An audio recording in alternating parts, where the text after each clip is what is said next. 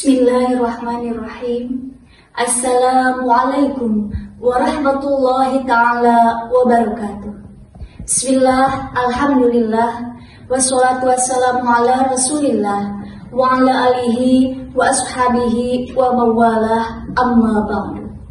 Sahabat fatayat yang dirahmati Allah, ada sebuah sholawat yang menyebutkan Ramadhanu zamanul barakati, Ramadhanu zamanul hasanati. Ramadan adalah bulan yang penuh dengan berkah. Ramadan adalah bulan yang penuh dengan kebaikan. Ramadan adalah bulan yang sangat diagungkan oleh Allah Subhanahu wa taala. Ramadan adalah bulan yang paling mulia. Ramadan adalah rajanya dari semua bulan. Mengapa dikatakan demikian? Karena di bulan Ramadan Allah Subhanahu wa taala menurunkan rahmatnya kepada semua umatnya. Allah Subhanahu wa taala memberikan kasih sayang kepada semua umatnya. Sekali berbuat kebaikan, 1000 pahala Allah berikan. Di bulan Ramadan Allah Subhanahu wa taala memberikan maghfirahnya. Semua dosa orang-orang yang beriman diampuni oleh Allah Subhanahu wa taala. Bahkan di bulan Ramadan Allah Subhanahu wa taala menutup semua pintu neraka dan membuka semua pintu surga. Jadi alangkah bahagianya kita sebagai umatnya yang masih diberikan kesempatan bisa berada di bulan Ramadan.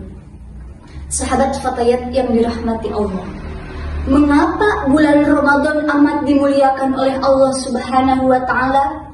Karena di bulan Ramadan banyak terjadi peristiwa-peristiwa penting. Di antaranya, 1, bulan Ramadan disebut dengan Syahrul Quran. Artinya, bulan diturunkannya Al-Quran.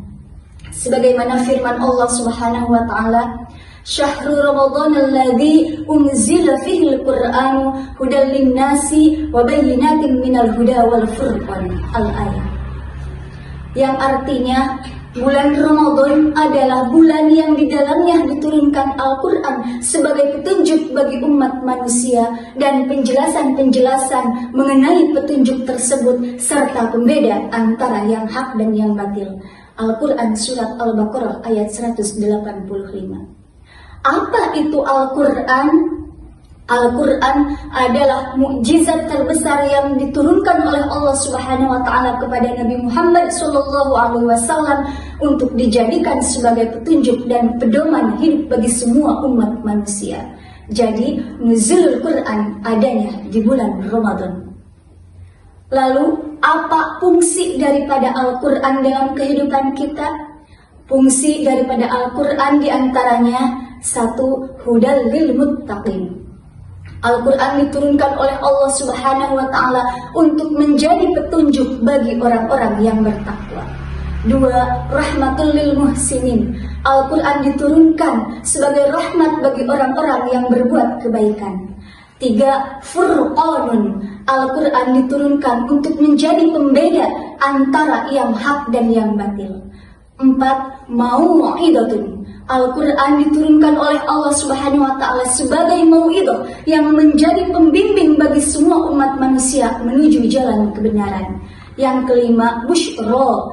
Al-Quran didatangkan oleh Allah Subhanahu wa taala sebagai pembawa kabar gembira bagi orang-orang yang beriman. Yang keenam, tibyan. Al-Quran diturunkan untuk memberi penjelasan terhadap semua apa yang ada di muka bumi ini. Yang ketujuh, musaddiqun. Al-Quran diturunkan untuk membenarkan kitab-kitab yang diturunkan sebelum Al-Quran oleh Allah Subhanahu wa taala, yakni kitab Injil, Zabur dan Taurat. Yang kedelapan, nurun. Al-Quran diturunkan sebagai pemberi cahaya untuk menerangi umat manusia menuju jalan keselamatan. Yang kesembilan, syifa'un lil qulub. Al-Quran diturunkan oleh Allah Subhanahu wa taala sebagai obat untuk penyembuh jiwa-jiwa manusia. Dan yang terakhir ke-10 yaitu hakimun. Al-Quran diturunkan oleh Allah Subhanahu wa taala sebagai sumber kebijaksanaan, sebagai sumber hikmah bagi semua umat manusia.